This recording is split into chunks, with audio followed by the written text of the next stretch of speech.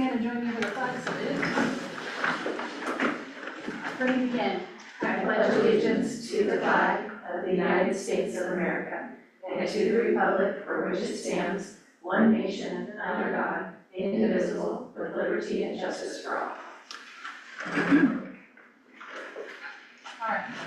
I will entertain a motion to approve the PCOE PUSD agenda with the amendment that item 10A needs to be changed to information only. No approval is required by the board, but there will be an opportunity for public input.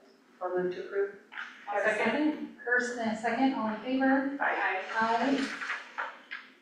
All right, I see no public in the room for public comment to address the board during any closed sessions. There wasn't anything sent in, Barb. Okay, then we will move to closed session.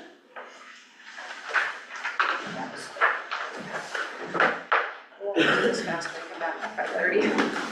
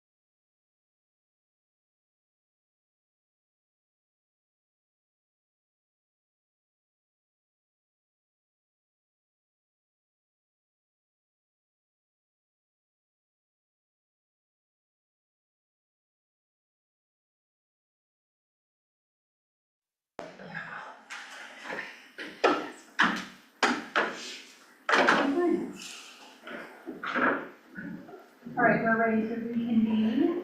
It is just after 5:30. And we will report out any action taken during closed session. The first of that action, the board has made the decision to deny the inter-district transfer appeal and upholds the decision of the original denial. A written response will be provided. Moving on to other items under staff. Andrea, you're on here for personnel items. Anything you want to say? No, we just proceed with the discussion. Discussion? All right, for personnel transactions included in this agenda for item A, PCOE. Do I have a motion? I make a motion to approve. And for PUSD? And I make a motion to approve PUSD item B, but without and withholding the item 2A for future. And that position will be formed, is my understanding, right? That is correct. I'll second that. All in favor? Aye. Aye. Any further discussion? All right, we are moving on to number 9, public input. I have Stuart Clark on my list here. In an obligatory fashion. Hi, Stuart. Hi. Hi. Oddly enough, I guess you should pay attention to what I wear. Because twice in a row now, it's part of a statement unintentionally. I was ready at about 2:30 this afternoon to come in and be the less nice side. Remember last week? We make agreements with each other and we lovingly hold each other accountable. I was so ready to be lovingly Mr. Accountability. And guess what? They fixed it in one day. There was confusion with the ELOT program. How are some of the people going to be paid? Classified or certificated? We knew upfront, no problem, fill out the extra duty timesheet, done. There were confusions because there was communication that wasn't clear between parties. She fixed it in a day, because it could be fixed in a day. It was just about clearing up communication and making sure. Yay, and thank you. Well done. I'm not telling them why, thank you. You're welcome. We need to get to the place where we don't have to fix stuff. Please, please, please, please, please. Make us develop clear boundaries, clear step-by-step procedures. Make sure that we all know what they are. I'm convinced it's gonna work. I mean, convinced. You people know, I didn't feel that a month and a half ago. At all. And I am speaking, and I have spoken with my senior who's in Europe. I have spoken with the gentleman that Andrea got the pleasure of dealing with on Monday. Make us have a plan before they show up. Because, it's like I was saying outside before, we have to be one unit. Because the decision maker is out here now. It's not about local control, but it is about local influence. And this is a weird situation. I think we need to be one voice. I've never done that. I've never been anywhere where boards and district staff and a union had a single voice. I don't know if it's ever happened. Wouldn't it be cool to be first? Thank you, sir. All right. Item number 10, and there are some of you who weren't in here when we first approved the agenda. So 10A is information only. Jessica, do you want to walk us through that? Yeah, every year, we have to develop and submit a SELPA local plan. This year, it's just the annual budget and service plans. Last year, we did the full revise. So it's just information only for the board, and if the public has any input on it, it's posted on here. It'll be submitted to CDE for, approval. Okay. And how do they submit their comments? Okay, only during public question. Okay, So because this is information only and it's not approval, I'll just ask for public comment. And seeing none, we will move on to item B, ethnic studies course outline adoption, and who's speaking for Missy in this case? I am. So the recommendation for this is, that we're seeking approval from, the PUSD ethnic studies course that was outlined in the attachment. Missy had sent that to you to read over.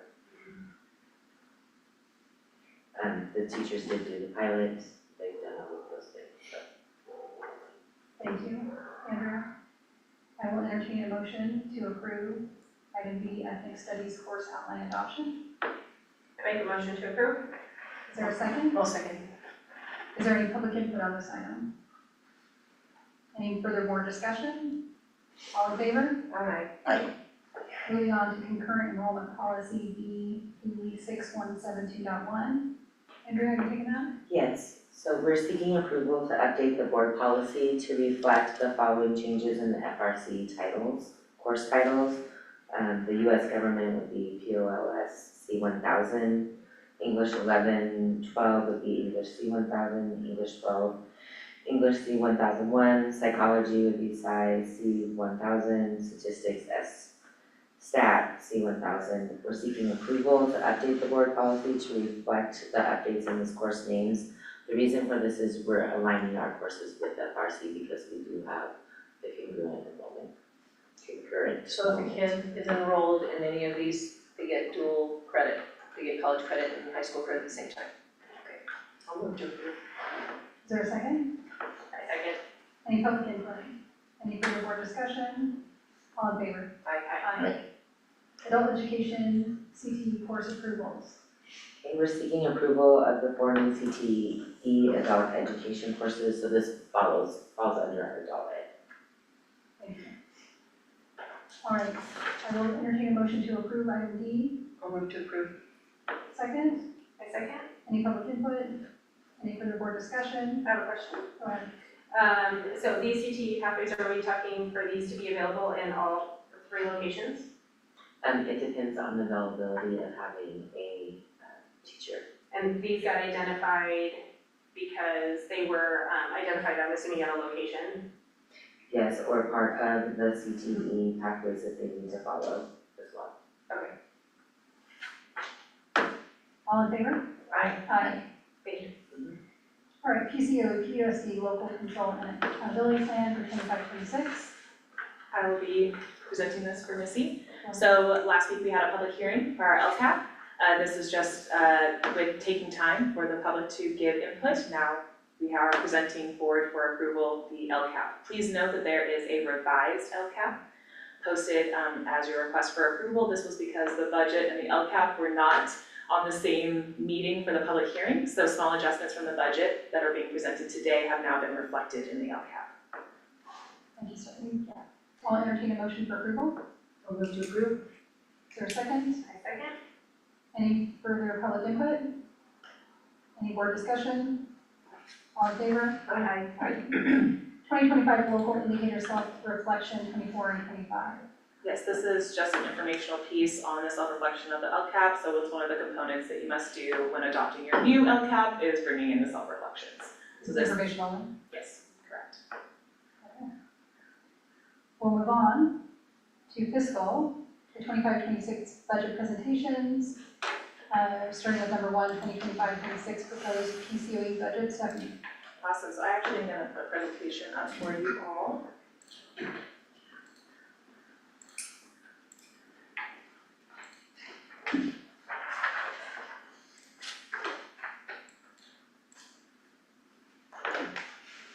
All right, so this will be the proposed budget for the County Office of Education for Plumas, for Plumas. This is a public hearing, and we'll be holding the budget adoption tomorrow. So why do we have the budget? According to Ed Code 4213 and 4217, we are required to hold a public hearing displaying our proposed budget for the next fiscal year. And within that, we have to adopt our budget no later than July 1. Okay, so that's why we're here. Why do we do a budget adoption? So first, we're gonna establish our district spending plan. So this is not only for the restricted side or unrestricted, it's an entire spending plan. Then we also have to demonstrate our fiscal solvency, ensure legal compliance, and also align with our LCAP. That is why we have to make sure the LCAP is adopted with the budget. They are a unit because they outline how we spend some of our LCFF's concentration and supplemental grants. So they are one unit and they help guide our fiscal decisions. All right, I just wanted, because we're working on education, wanted to say some acronyms that are often used when we talk about budgets that may help you understand a little bit more about what we're talking about. So ADA is average daily attendance. This is how we're funded. We're not funded off of how many kids are enrolled in a school, we're funded off of how many kids butts in seats on a daily basis. With caveat of being a basic aid, which we're mostly funded from tax dollars, but I'll explain that in a minute. COLA is our cost of living adjustment. This is an adjustment set by the state that increases our base grants for each one of our ADA. Okay. LCAP is our local control accountability plan, which just got approved. We also have our local control funding formula. When I say LCFF, that is how we get funded off of our P2 ADA, and this is the calculator we use to calculate the distance between LCFF money, state tax dollars, and EPA. So it breaks down our funding sources and is majority of all district funding. We have a multi-year projection, which you'll often hear about it as an MYP. This is to ensure that we can fund and sustain our fiscal responsibilities in current year and 2 subsequent years. All right, so we have to prove we can do it this year and 2 subsequent years. SACS is actually the reporting system we use to prove all this. So the packet that's included are all SACS forms because it's a universal reporting for all school sites in California. And then just a few more that sometimes come up when we talk about budget are our UPC and UPP. These are our accounts that are our high need students. These are students that are homeless, foster youth, or low income that we actually can, once we hit a threshold, receive additional funding for, which are called our concentration and supplemental grants. When we hit that threshold, that's actually why we have an LCAP. We have to identify that the money we get for these high need students goes back to our high need students. And then TK has also come up as it's a new program that's being implemented. Often you'll hear it as UTK or TK, which is Universal Transitional Kindergarten. Moving into next year, starting in September, 4-year-olds. All right, also some terms, I did just kind of do a breakdown, but SACS is our reporting period, or our reporting software, which you'll hear SACS forms is often what we refer to them as. The difference between cash and budget. Cash is actually what we have in the bank. It is how we pay our bills, and that is rarely aligning with what we have in our budget. Our budget is saying, what do we think we're getting, and what do we think we're gonna spend? Okay, their bottom lines never match up because there are 2 different components. What happens with our budget though is once we do receive revenue, and once we do receive and make payments, we turn into actuals, okay? And then the process between actuals and budgets are encumbered. Once we say, yes, we have a PO, we're gonna spend this money, but we haven't sent the check out yet, or yes, we are receiving an invoice, we sent an invoice to someone, so we're gonna be receiving money soon, so we get to encumber it. So when we talk about our estimated actuals for the end of the school year, we're talking about actuals and encumbered and any adjustments to the budget that may affect how the year is going to end. Then 2 other big keywords you'll hear a lot are unrestricted and restricted. Unrestricted money means that it's at our discretion to spend it, right? There's no rules that go with it. Our LCFF money is mostly unrestricted money, okay? Except for the LCAP, who tells us we need to spend that supplemental and concentration grant money on those students, right? But restricted side means that there are ties, there are reasons and purposes and allowable expenses to the money. So sometimes you'll see that you're like, wait, why are we spending money on facilities? Because that's the only way we get to spend those dollars.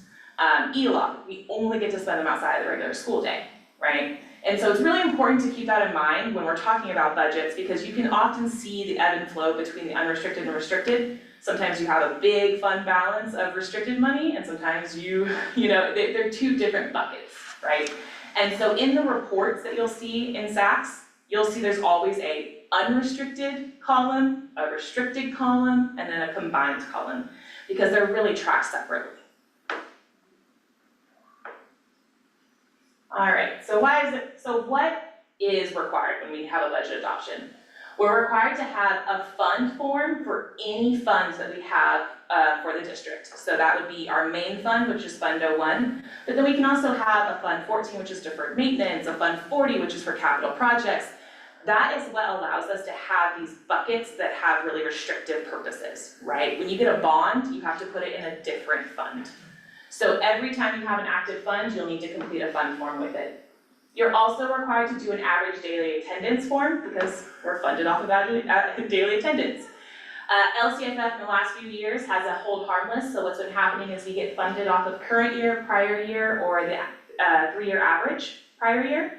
And so what this form does is it outlines which one we were projected to end in 24-25 and what we're projected to be funded versus actual in 25-26.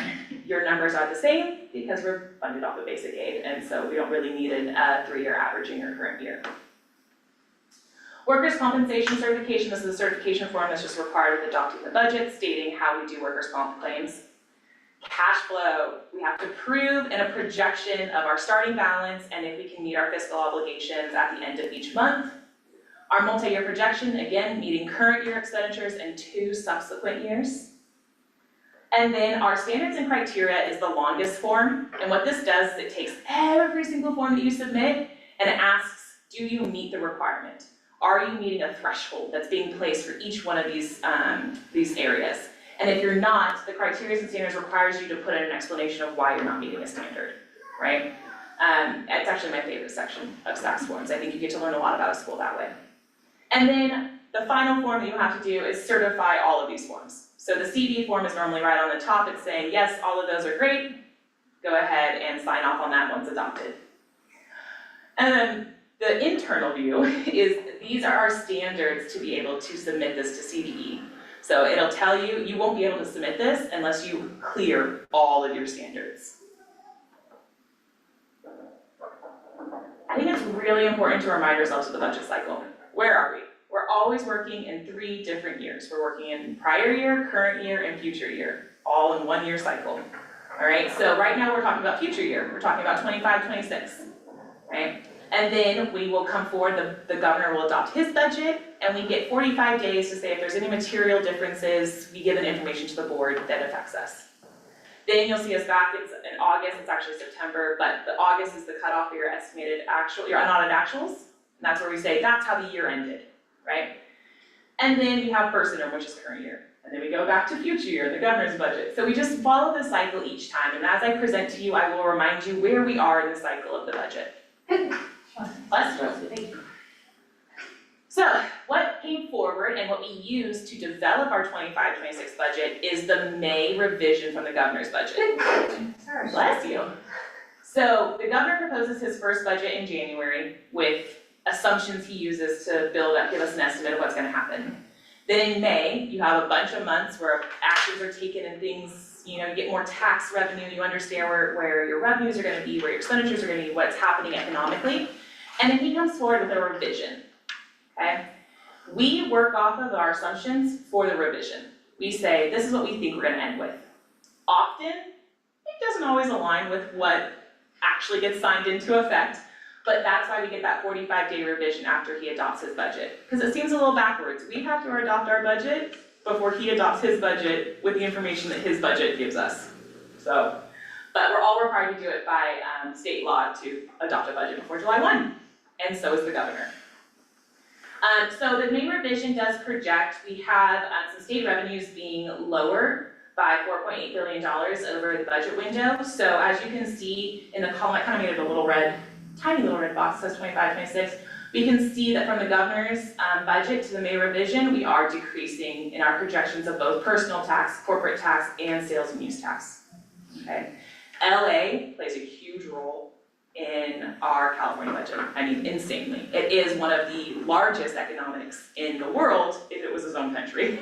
So it plays a role with the fires they had, and also now with some of the situations happening in LA. We will see that this does play a role in our overall state budgets. There's some other contributing factors we use to develop our budget. We talk about the difference between Prop 98. Prop 98 is the minimum guarantee that education gets.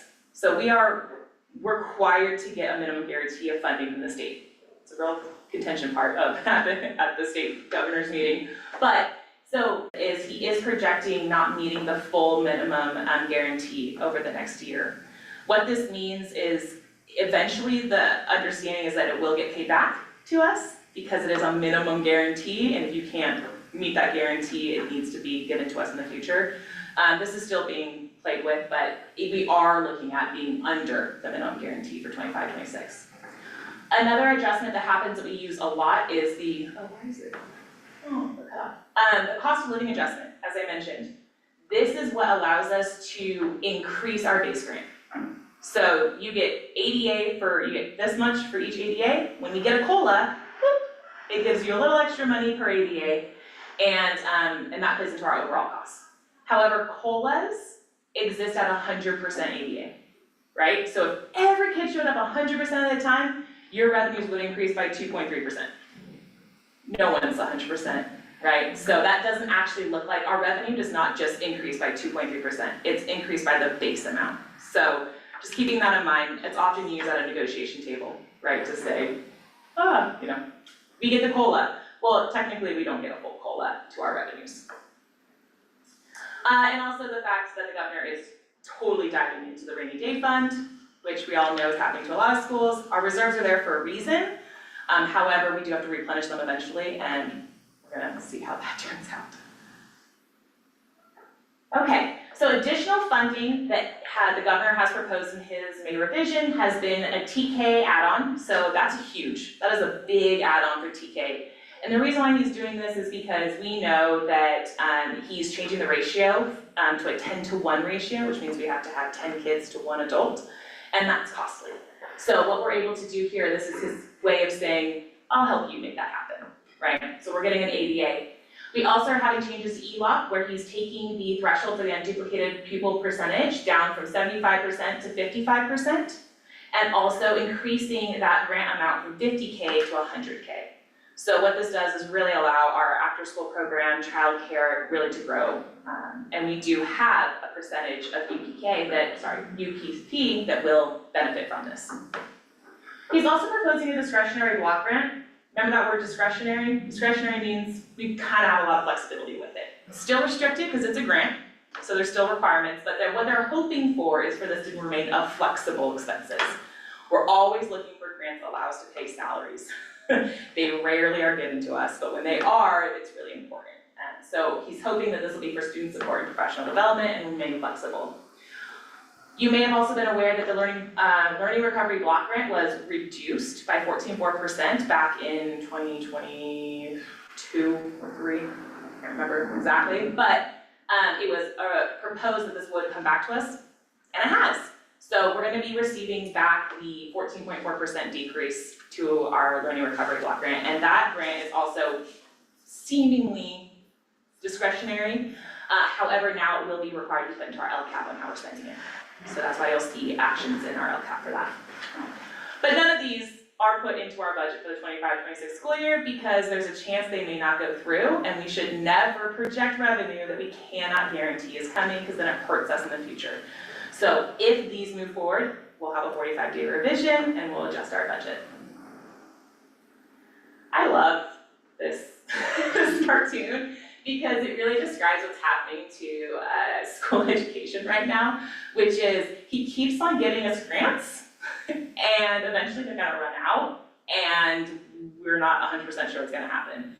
Because not only is the governor putting forward kind of ongoing expenses with one-time money, that's kind of how they're presenting these grants to us, which is go ahead and use that to help balance your budgets, right? Which eventually means cuts. So we had ESSER during COVID, then we got that learning recovery, and now he's projecting this discretionary grant, we're gonna have to fall off at some point, unfortunately. We eat like sharks. And then a quick note on federal, because I just think it's important to keep in mind that we do get some federal money. The proposals currently for the 26 budget maintain that Title I education, special education funding will remain. But we do see that there might be some eliminations to adult education and eliminating Title III and migrant funding. So we do get these, and so just keeping them in mind on how that would impact our funding programs. I talked a lot about LCFF. This is LCFF. So county office is really unique because you're funded off of not only your actual ABA for county office programs, but you're also getting funding from your base grant from the district side of ABA. So it's a kind of a complicated formula. But because county offices always support districts, this is how they align that with the LCFF. And you're gonna see LCFF that we get this LCFF entitlement here at the bottom, but that doesn't actually match up to what the LCFF in your Form 1 looks like. So why is that? It's because we're basic aid. So we also get a basic aid funding adjustment of about $1,675,077. So it actually increases our overall LCFF sources. Only basic aid schools get that. LCFF is the pot of money you get, but because our tax dollars go over, we get that additional pocket, which is great. Trust me, I work in other schools that don't have basic aid, and that LCFF pot does not grow, except for when you get that COLA, and it's very small. So we get that additional funding here. These are the assumptions that we use to build out our budget, because that's all they are, assumptions. We're assuming that things next year will be landing here. We see our COLA, we see the cost index, CalPERS and CalSTRS rates, which play a huge role, our additional funding of lottery and a mandated block grant.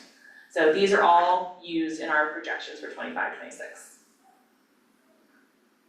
So what do our projections look like? We always talk about first our estimated actuals, because we have to say how does the year end before we can talk about how the year starts. And also I think it's a helpful comparison on the budget adjustments from the current year to next year, right? So this is first revenues. We can see that we had a decrease in our overall revenue. LCFF, that's just because of multiple factors. We have LCFF and we also have our property taxes, and it just comes in, and our overall ADA, and that's decreased, right? Our federal dollars are coming from any grants that we have, right? Title I, really any federal grant that we can get from the county office, which is significantly increasing because we got a CTE grant, I think, through there. We also, This number does not include, I apologize for interrupting, but does not include what your think might come in, so. correct. Okay. Yes. And block grants would be state, right? So that's your state revenue. Thank you. Yeah. LCFF, that's it. There's no change to that. The only thing that could change is if he changes the COLA, because the COLA is what controls the increase there. So then we have our state revenues and our local revenues. So we can see that there's gonna be about a 2.5% decrease projected for our revenues next year. We get a lot of grants. County offices are funded off of a lot of grants, so they fluctuate as those go up and down. And so the big reason for the almost 50% on local is? Oh, we're also cleaning up local. So one of the funny things about local money is that the way that it's been done in your budget is that you've made them as restricted resources, and so you can't have a fund balance. You have to mark it as, it's really confusing, and I hope I don't make it too complicated, but you have unearned revenue. So if you don't spend your revenue, you have to mark it as being taken out and then mark it as revenue in your next year. So it's a little confusing because unrestricted money has a fund balance and it doesn't look like you get revenue, right? But unearned would, and it pulls through. So we're trying to clear those out and make sure they're accurate. Thank you. All right, expenditures. We have overall salaries increasing there, and that is based off of percentages and all of the additional support we're doing with the calculations from all the differentials and everything that we've been doing to support during the fiscal and vacancies. And also keeping a note, we've had vacancies unfilled in current year, so we reduce those down, right? Once we fill them, we're projecting they're being filled next year, right? So that plays a huge role. Also keeping in mind that health and welfare benefit cost to the district always increases. We have books and supplies. We were able to decrease some revenues there. We're trying to make it as accurate as possible, and there were some big fund balances happening there, but it also plays from our one-time money, right? We spend a lot, we had more one-time money last year, so we spent it, and that will always shift. We have services, and then we have no capital outlay, so we had about a 25.8% increase in our overall expenditures. Can you give more detail on the salaries? Why a 74% increase between the 2 years? We closed out current year, we had new placements, we had, and this is just all, it's like we're assuming everything's being filled next year, right? We don't take into play anything like that. Also, we know that state administrator, we know that there's some other costs that are coming through that will change how we're funded. That's a huge difference. Yeah, and again, it's just a projection. I'll tell you at the end that once we hit first interim, that's true cost. I mean, that's really, truly across the board, right? So what does this all mean? We have our revenues, we have our expenditures. So I always like to show we have a starting balance, then we have the difference between our revenues and expenditures, which will be our net, and then we have a new ending balance, right? And the biggest reason why we care about estimated actuals is because that is how we start next year. So we wanna make them as accurate as possible so that we know that that's as close as we can to a starting balance. That number won't be official until we do unaudited actuals, and even then won't be totally official until we have an audit, because there can be audit adjustments. And right now we're on track for an October. Yes. Yeah, we got an engagement letter. Thank you. One of the requirements is that we have to meet a 4% reserve, which means that normally means that's enough to cover a few months of payroll, right? We've been there, I don't know if you've done, 2008 cuts, we know what happens if you don't have a reserve. So now the state requires us to have one, and we are meeting our reserve for 4%. And that's only unrestricted money, that's it. That's it, only unrestricted. Cash flow, as I talked about, a requirement. We have a starting estimated balance of 3 million, or an estimated balance of 1 million. We have no cash flow projections. On average, we have about 2 million in the bank at the end of every month. So what's next? We have the governor adopting his budget on July 1. If there are any material changes, we will have a 45-day informational. And then the actual true budget, especially as a new CBO, this happens every time you get a new CBO, it takes them a while to figure out what the other one did before. And it takes some time to clean up the books. First interim is gonna be your true budget. We know staffing, we know revenues, we know enrollment, we know ADA, we get all of those things that come into play, and then that's when I really will tell you, here's your true picture for this year. Okay. So the next time you will see us, if we have a 45-day revision, it will actually be presented in August. And then we have our unaudited actuals. So we get to say, this is where we truly are at the end. Thank you, and questions? Well, that's good. I know it's a lot of information, they'll get shorter. I just think it's helpful for you to understand a little bit more of where we are. So are we looking for? No, actually, I apologize. We actually should have opened the public hearing first. Okay. But we can open the public hearing now. Sorry? Yeah, so you would have opened that? Yeah, the public hearing purpose is that they come prepared after reviewing the documents. I apologize, I should have said that at first. So now we can open a public hearing. All right, well, I'll open up the public hearing for the PCOE 25-26 budget.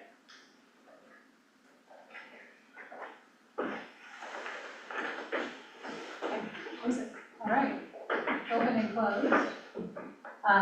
Let's open the public hearing for the district now. Yeah, Budget, and then you wanna do your presentation? after the public hearing. All right, any public want to? Then it is closed. And now I'll let you do the PUSD budget presentation. Okay, I'm gonna skip through a lot because the beginning is the same. I made this one first and then I realized that PCOE was doing first. So we have the public hearing for Unified School District. We're here because of Ed Code. to adopt our budget. We're here to establish our spending and our compliance. We're reminded of our acronyms that lead us, that we are understanding. We have our definitions. Again, I made this one first, I apologize. These are the forms that are required for us to present. We are here in the budget cycle. This is the governor's budget. I should have maybe gone through this before. That's the reminder of us jumping into sharks.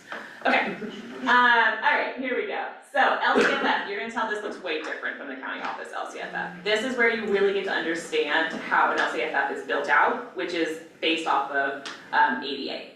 So you can see here at the top, your funding is based off of grade spans. Okay, so you have TK 3, 4, 6, 7, 8, 9, 12. They're each funded at a different rate. Okay?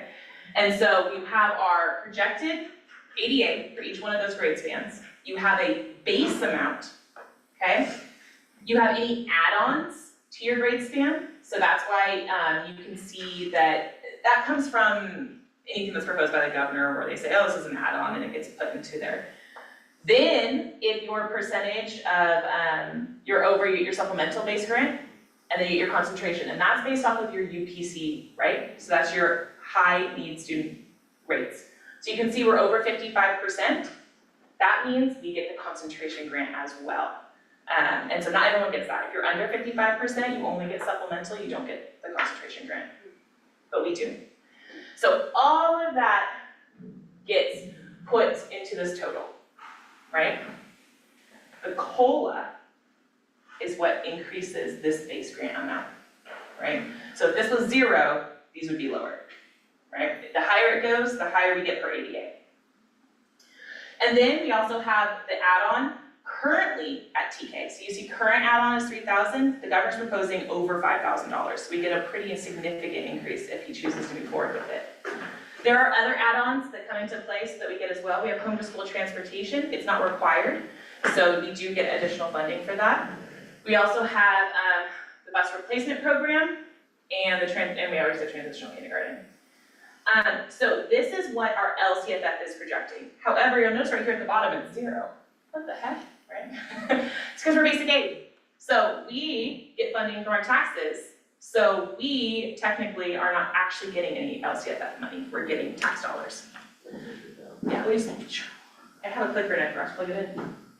So this is how our basic aid is funding. So it's also in the exact same formula, the same equation box, but now we get to see that we have our add-on because we had more than our LCFF funding. So we get not only do we get our LCFF amount, we also get this additional amount on top of it because our taxes were higher than the threshold of LCFF. So now we get our LCFF plus our basic aid funding. So now our total LCFF funding is $24 million. Okay.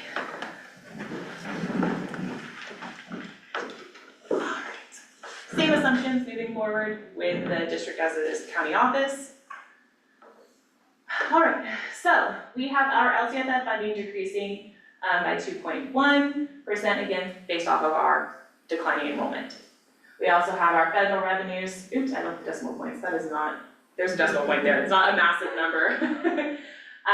So we have our federal grants. We are really making sure that we're only accepting grants that we can actually sustain, right? And we also have a bunch of expiring.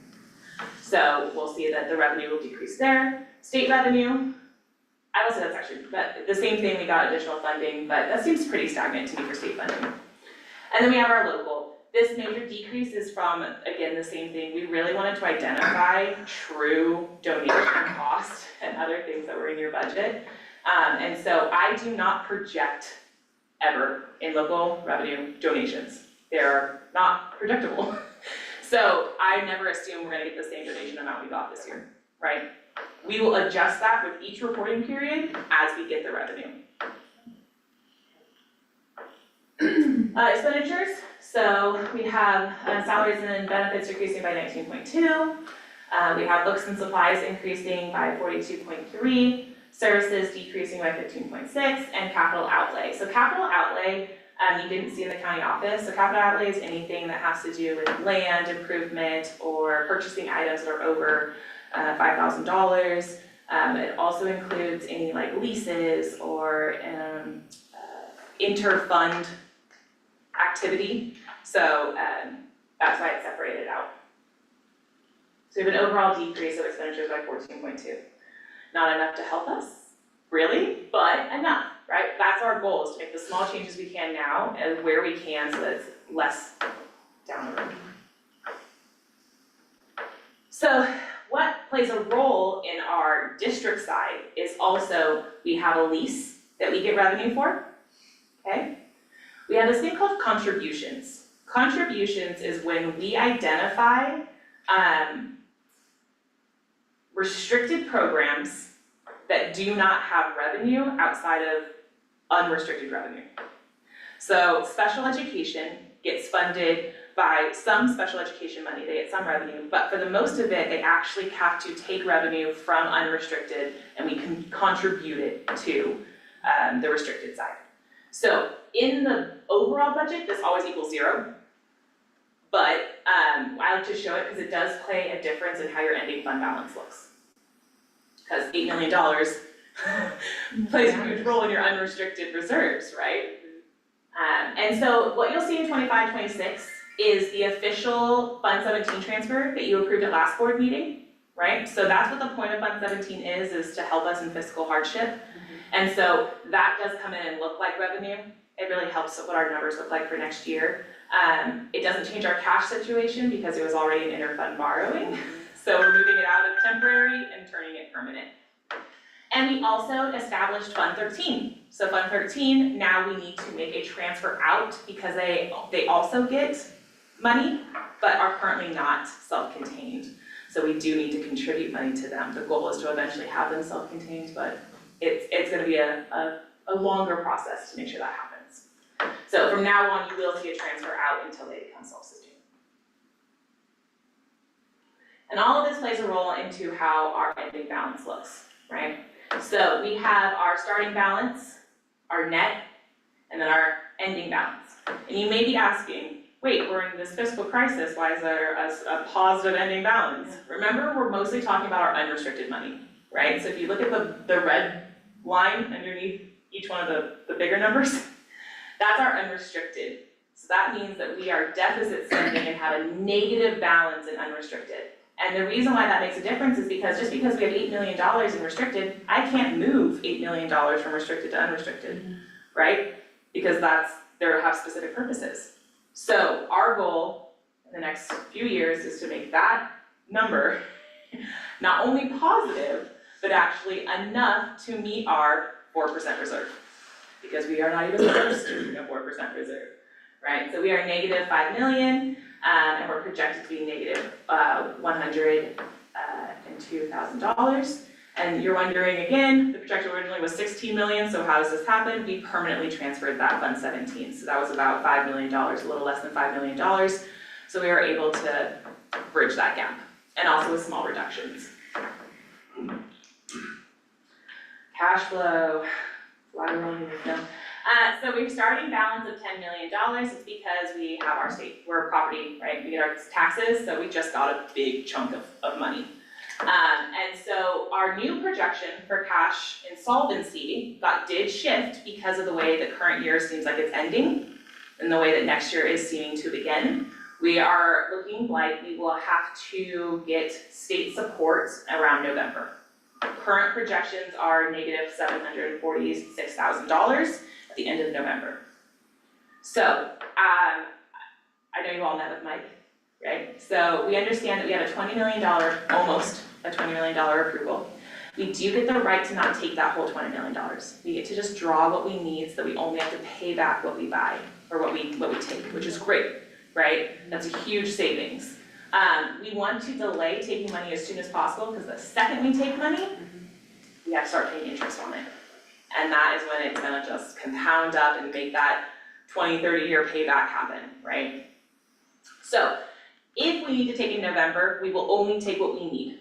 We will take whatever, and we'll do true costs probably around September, right? We have that first interim, we know what our expenses are gonna be. That will give us a more understanding of what's supposed to be asked for. Eventually though, regardless if we, I don't know, miraculously find all this money and we save everything, we will still have to eventually draw down to repay back the interfund borrowing that we've done for Fund 31 and 67. We already get an audit finding for that this year, so we're just gonna go ahead and let it sit there for a minute until we have to draw down. So if we draw down right now, guess what we do? Pay interest! So we're gonna try to delay that as long as possible so that we don't have to take it.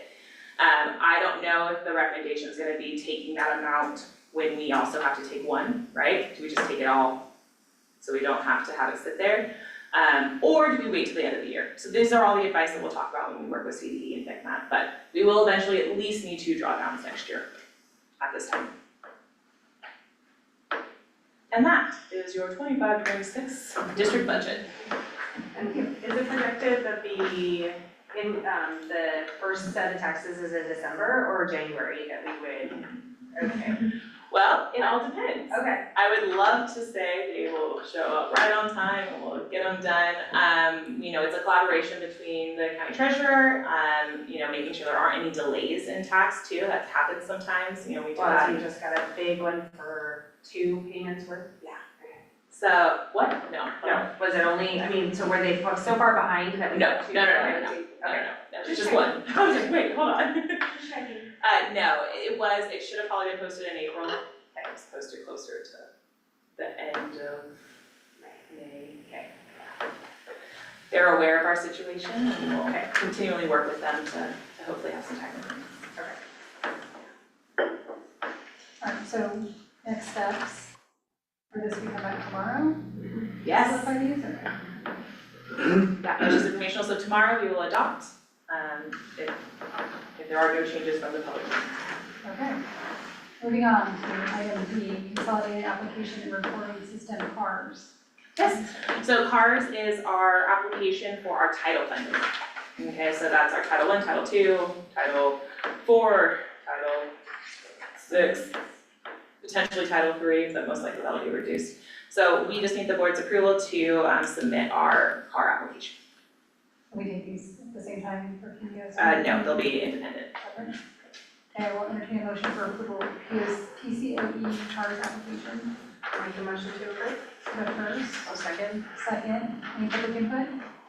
Any further board discussion? All in favor? Aye. Item number 2, PUSD CARS application. I'll make a motion to approve. I'll second. Any public input? Any further board discussion? All in favor? Aye. Move on to number 12, leadership, PCOE PUSD 2024-25 retirees. So, Yes. go ahead, Nancy. Yes, so, we just wanted to say a few things on behalf of our board members, our administration, staff, students, and families. We extend our deepest gratitude and heartfelt congratulations to our esteemed retirees. Today we honor your years of dedicated service, unwavering commitment, and lasting impact you have made on the lives of countless students and colleagues. PCOE and PUSD would like to acknowledge the following individuals for their retirement. Betsy Webster, our HR District Office. Patty McCutcheon, Executive Assistant, District Office. Tanya Hutchins, Teacher, Portola Junior High School. Jennifer Canty, Registrar, Portola Junior Senior High. Terry Ritter, Cafeteria Worker, Portola Junior Senior High. And Deborah Guy, a paraeducator at our Quincy schools. Your work has helped shape the foundation of our district, and your contributions have left a legacy of excellence, compassion, and integrity. Whether in the classroom, the office, or behind scenes, each of you has played an essential role in fulfilling the mission of our schools. As you close this meaningful chapter and step into retirement, know that your service will not be forgotten. We wish you joy, good health, and exciting new adventures in your years ahead. Thank you for your dedication and congratulations on a well-deserved retirement. We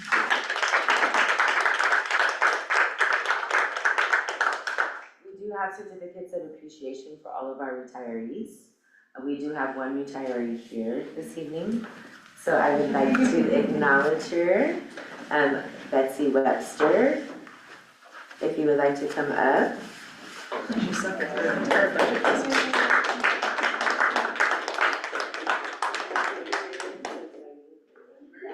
And we will get the other certificates. Together.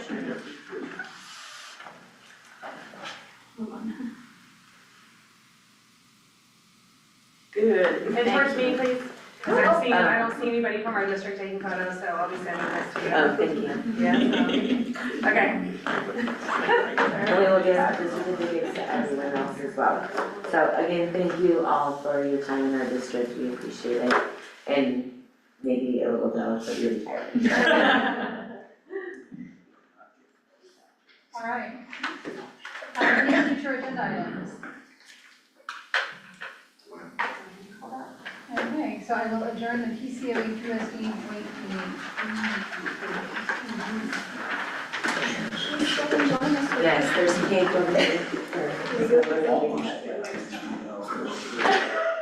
I always hate how long it takes, sometimes I feel like it. I was like, oh, okay, good, there's a lot of terms, but I don't really know how to speak. I still don't.